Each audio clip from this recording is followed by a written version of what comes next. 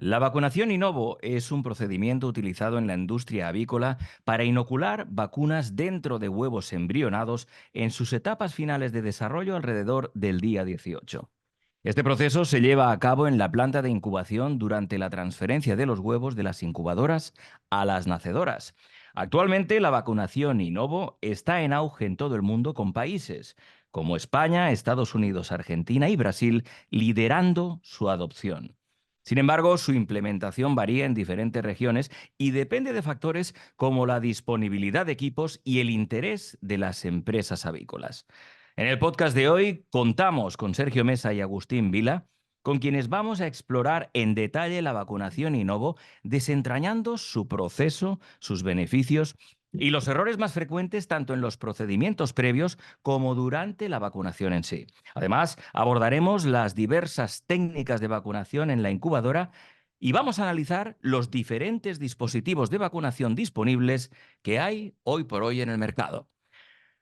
Agustín, Sergio, bienvenidos. Pues muchas gracias, primero de todo, por darnos la oportunidad de estar aquí y hablar de un tema tan apasionante, al menos para nosotros, como es la vacunación in novo. Sin duda, sin duda. Vamos a empezar por Agustín y te voy a preguntar, antes de contextualizar qué es la vacunación in novo, primero vamos a tratar de definirla. ¿En qué consiste? A ver, como bien decías antes, la vacunación in novo es un procedimiento para inocular dentro de un huevo, en un huevo embrionado, con más o menos con un desarrollo de unos 18 días, la inoculación de vacuna. Y eso tiene que ser en unos lugares específicos, que luego seguramente iremos desarrollando y explicando, con el objeto de provocar en ese pollito que van a hacer una respuesta inmune después. Claro, por tanto, siendo como bien decíamos, alrededor del día 18 su desarrollo embrionario, entiendo que se realiza todo en la planta de incubación. Sí, efectivamente, se realiza en la planta de incubación y se toma provecho del momento de la transferencia, que es el paso de los huevos de las incubadoras a las nacedoras. En las incubadoras están en bandejas y en las nacedoras los ponemos en cestas. Actualmente en la planta de incubación hay tres métodos principales: en spray, subcutáneo e in novo. Normalmente las plantas de incubación vacunan en spray y luego alternan o subcutáneo o in novo. Claro, hemos comentado que la vacunación in novo está en auge en la mayor parte del mundo. Si tuviéramos que hacer a gran escala un mapa de la vacunación del pollito de engorde alrededor del mundo, ¿qué porcentajes veríamos ahí? Pues la verdad es que veríamos porcentajes y áreas muy diversas. España es un caso especial donde prácticamente la totalidad de las plantas vacunan in novo. Y aparte de España, con un porcentaje tan elevado, podríamos decir que está Estados Unidos, Japón, Brasil, Argentina. Luego hay países con un porcentaje medio o incluso un poco menos de la mitad, como podría ser Canadá, por ejemplo, o México. Y luego hay partes o países en los que prácticamente no vacunan. Como media, podemos decir que por continentes, América es donde más porcentaje de vacunación hay. En África prácticamente es inexistente o hay muy poco. Y en Europa, pues estamos a un nivel medio, pero está el caso excepcional de Portugal y España, que tienen un alto porcentaje de vacunación. Agustín, ¿qué es lo que hace que España sea un caso tan particular dentro de Europa? A ver, España dentro de Europa ha puesto muy fuerte por la vacunación in novo desde muy pronto. Porque además eso le hace tener una larga trayectoria, ya no solamente es que sea mayoritario, porque en España es mayoritario en casi todas las plantas de incubación, sino que lleva mucho tiempo.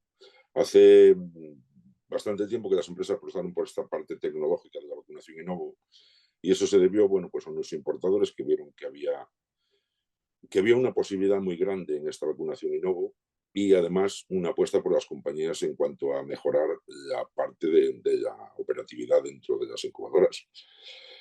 Y bueno, en otros países es diferente, porque en otros países son más condicionantes el tipo de vacunación, la edad de sacrificio, o a lo mejor pues que la parte comercial o la parte técnica no está tan desarrollada como aquí. Claro, en este sentido, y hablando ya de la parte técnica, vamos a entrar en materia. ¿Cuáles son los errores más graves que se están produciendo en la vacunación in novo, en el proceso? A ver, los errores más graves normalmente tienen que ver con la bioseguridad, tanto en los procesos iniciales, antes de empezar la vacunación in novo en sí, como luego durante el manejo de la vacunación in novo. A ver, la vacunación in novo realmente no provoca problemas, pero sí magnifica los problemas que hay dentro de la incubadora. A ver, también es verdad que las compañías suministradoras de los equipos tienen unos protocolos y unos procedimientos ya muy bien establecidos y normalmente si se cumplen y se siguen funcionan muy bien. Claro, en este sentido, ¿cuáles serían también los puntos críticos que los usuarios de dispositivos Innovo pues, no chequean con la asiduidad que sería necesaria? Bueno, yo aquí me referiría al sitio de inyección, que es donde se inocula la vacuna, y el desarrollo embrionario. Ujú.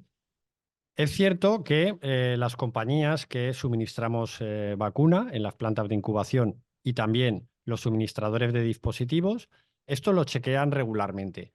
Pero yo creo que desde la misma planta de incubación se debería hacer pues con mayor asiduidad, porque nos puede parecer que lo estamos realizando correctamente, pero al verificarlo vemos que no es así. Hay que entender que a diferencia de en spray o subcutáneo, donde prácticamente con una inspección exterior vemos si lo estamos haciendo correctamente, en Innovo es un poco más complicado. Simplemente hay que añadir colorante previamente, abrir lo que es el cascarón y ver lo que está ocurriendo dentro. Entonces, esto sí se debería verificar con mayor asiduidad, entiendo yo. Claro, justo acabas de decir algo muy importante que has mencionado, la inyección, pero también el proceso embrionario, ¿no? ¿Por qué este último tiene tanta importancia y qué relación tienen entre sí? Bueno, en el momento de la transferencia, en el momento que vacunamos Sinovo, el embrión está con un desarrollo embrionario determinado y tiene unas capas, como pueden ser la aniótica o alantoidea. Estas capas, conforme el desarrollo embrionario aumenta, van descendiendo. Entonces, supongamos que vacunamos con un desarrollo embrionario menor de 18 días. Las probabilidades de que vacunemos en líquido alantoideo aumentan y, por tanto, la de malgastar la vacuna. Además, hay muchas plantas de incubación que reportan un descenso de nacimiento si la transferencia y la vacunación es realizada con un desarrollo embrionario tan temprano. Ahora vamos al caso opuesto, podemos decir. Si vacunamos con un desarrollo embrionario de 18 días y aproximadamente 16 horas o superior, es lo que estimamos en nuestros estudios, las posibilidades de vacunar en el líquido amniótico descienden drásticamente. Ujú.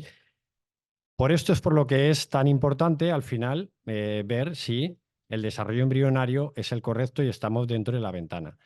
Aparte de esto, el desarrollo embrionario yo lo veo también como un indicador intermedio del proceso dentro de la Ujú. incubación, igual que puede ser la pérdida de agua.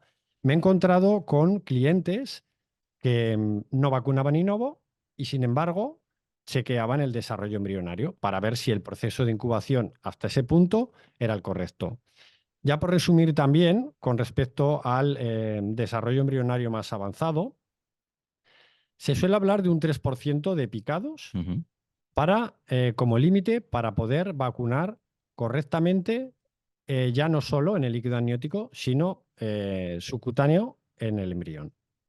Por tanto, Agustín, no sé si lo habré entendido bien, pero la vacunación Innovo debe realizarse en líquido amniótico. A ver, no necesariamente. Si estás vacunando contra Gumboro o Marek, por ejemplo, se puede vacunar en el embrión, tanto en embrión como en líquido amniótico. Pero, por ejemplo, para la vacunación frente a la coccidia, la inoculación de la vacuna debe ser en amnios, porque necesitamos que ese amnio sea bebido después.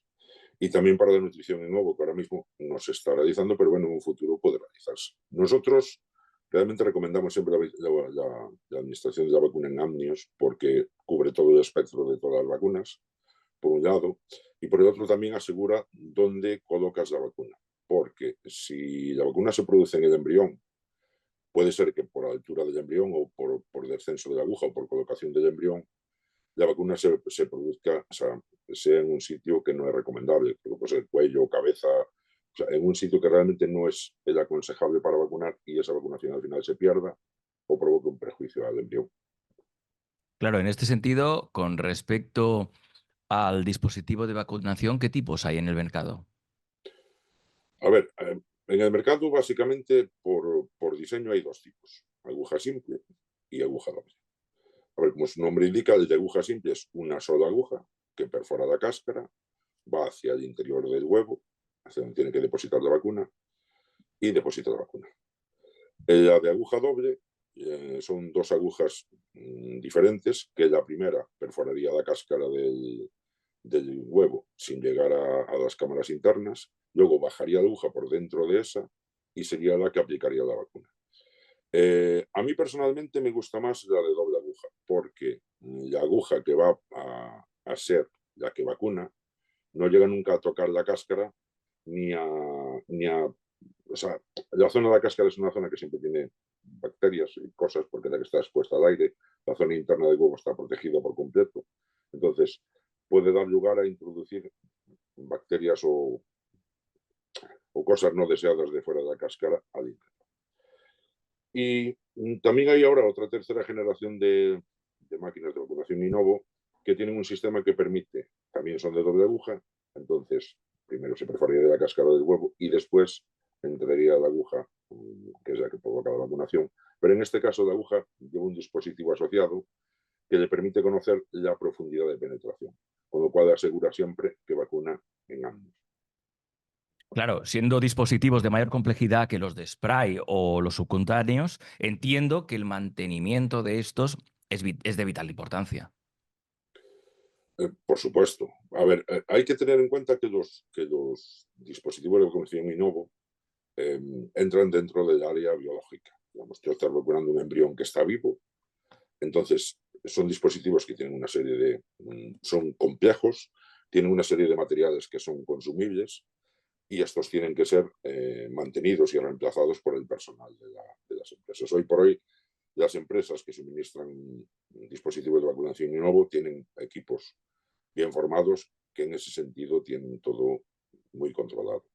Por otra parte, hay que tener en cuenta también el training, o sea, el entrenamiento que se le da a los operarios que utilizan la máquina, porque los protocolos y la forma de trabajar con las máquinas y con los dispositivos tiene una forma de ser muy específica para evitar los riesgos que conlleva, como hablábamos antes, la vacunación Inovo.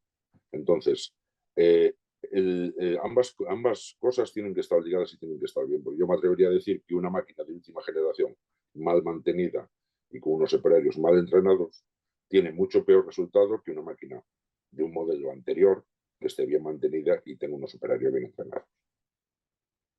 Sergio, por último, ¿hay casos en los que recomendaríais la vacunación Inovo? Bueno, la vacunación Inovo se puede recomendar siempre.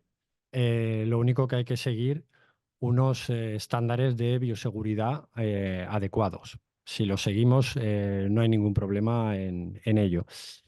Un challenge que puede tener específicamente la vacunación Inovo es cuando el nivel de contaminación fúngica dentro de la planta de incubación es elevado. ¿Cómo se puede chequear esto? Bueno, lo que nos gusta es hacer breakout o analizar los restos de nacimiento al final del proceso. Y si vemos que no solamente puntualmente en un lote viejo se presentan hongos, sino que es una cosa extendida, esto sí puede ser un hándicap y hay que reducirlo para poder vacunar Inovo. ¿Por qué es esto? Hay que entender que al final estamos haciendo un agujero en el cascarón, en el embrión en un estado avanzado, que si bien en poco tiempo va a romper el mismo, con lo cual no debería ser problema, pero no deja de ser un punto para diseminar esta contaminación, tanto en la transferencia como en la nacedora, donde se da las condiciones ideales para multiplicar la vida, pero también para multiplicar esta contaminación. Claro, ¿y qué se puede hacer en estos casos? Pues es que nos estamos repitiendo todo el rato, ¿no? Al final es subir los estándares de bioseguridad desde la granja, transporte, almacén, incubación y en el proceso de vacunación en sí mismo. Con respecto a la planta de incubación y los hongos normalmente se producen en la granja, pero en la planta de incubación se pueden multiplicar. Limpiar correctamente y desinfectar los conductos de climatización, que esto muchas veces no es fácil, y mantener a raya las humedades son las claves para que no se multipliquen. En conclusión, la vacunación in novo es un proceso crucial en la industria avícola. Sin embargo, su éxito depende en gran medida de la bioseguridad y la correcta ejecución del proceso, ya que los errores, como bien decíamos, pueden magnificar los problemas existentes. Es fundamental prestar especial atención a puntos críticos como el sitio de inyección y el desarrollo embrionario en el momento de la vacunación. Además, la elección adecuada del dispositivo de vacunación y su mantenimiento son aspectos clave para garantizar su efectividad. En resumen, la bioseguridad y las buenas prácticas son fundamentales en todas las etapas del proceso avícola, desde la granja hasta la planta de incubación, para garantizar el éxito de la vacunación in novo y la salud de las aves. Sergio Agustín, muchas gracias. Muchas gracias a vosotros y un placer haber pasado este tiempo con vosotros. Gracias a vosotros por darnos este espacio también para hablar un poco de vacunación y no.